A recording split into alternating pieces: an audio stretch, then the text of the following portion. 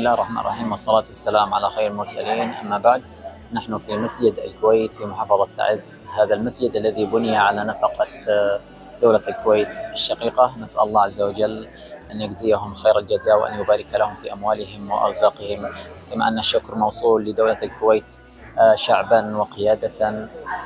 هذا المسجد الذي ترونه أمامكم هو بحاجة إلى ماء، وبحاجة إلى 4 تناكر شهريا. فنرجو من فاعلي الخير بأن ينظروا لبيت الله عز وجل، ومن يعظم شعائر الله فإنها من تقوى القلوب.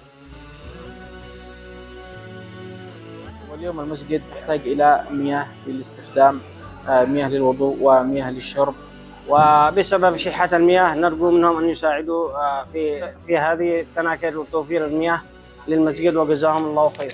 نرجو منهم فعل الخير كما عاهدناهم سباقين الخير، وهم كذلك، ونسأل الله عز وجل أن يجعل هذا في ميزان حسناتهم، جزاهم الله خير.